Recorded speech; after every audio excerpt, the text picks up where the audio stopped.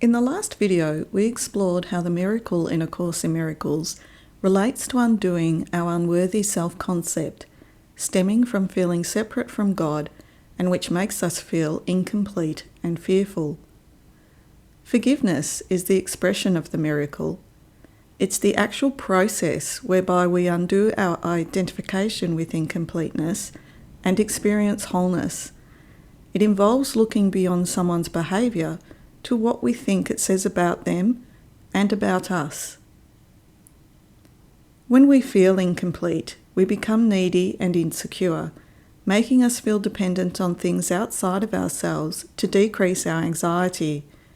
And since no one and nothing can make up for our insecurities, we're destined to feel let down. We'll then blame our suffering on others, developing an if-only orientation. If only they were more supportive, more loving, more successful, we would feel better, we think. This if-only orientation is a mark of ego identification. The ego in the Course differs from the general psychological term in that it refers to our belief in the separation and is the part of us that likes our separate existence. Ego identification is maintained by believing that the answer to our lack of peace lies outside our mind. This is what the Course calls the ego's plan for salvation. The ego's plan for salvation centres around holding grievances. It maintains that if someone else spoke or acted differently, if some external circumstance or event were changed, you would be saved. Thus, the source of salvation is constantly perceived as outside yourself. The change of mind necessary for salvation is thus demanded of everyone and everything except yourself. We're not born a blank slate. The belief in separation from God is there at the get-go, as is the need to project our guilt away from us and onto others, who we then perceive as being the cause of our distress. Our pre-existing guilt is also why we're sometimes drawn to news reports of crime and are keen to share the news with others. By seeing guilt outside, we feel better by comparison. As Carl Jung wrote, "With what pleasure we read newspaper reports of a crime.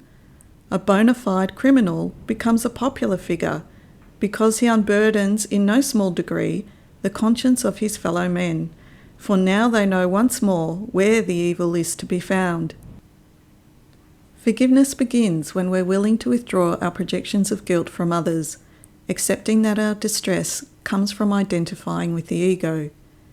This step is significant because we've brought our attention back to our mind, where the solution lies. Belief that there is another way of perceiving is the loftiest idea of which ego thinking is capable. That is because it contains a hint of recognition that the ego is not the self. We don't deny our experience, but allow our interpretations to be corrected with help from outside of the ego thought system. This help is provided by the Holy Spirit, part of our mind in touch with our spiritual self and our Creator. From the perspective of eternity, it corrects our belief in separation. This help is what can make forgiveness seem miraculous in the traditional sense of the word. We know a shift has occurred when our mind becomes peaceful and our anger and resentment disappear. Such miracles are expressed in what the Course calls a holy instant, in which the past casts no shadow on the present. Forgiveness also leads to a sense of freedom, because it affirms that our peace doesn't depend on things outside our control. We can be in the world, but not of it. This is why the Course says forgiveness is the key to happiness. What could you want forgiveness cannot give? Do you want peace? Forgiveness offers it. Do you want happiness, a quiet mind, a certainty of purpose, and a sense of worth and beauty that transcends the world? Do you want care and safety, and the warmth of sure protection always?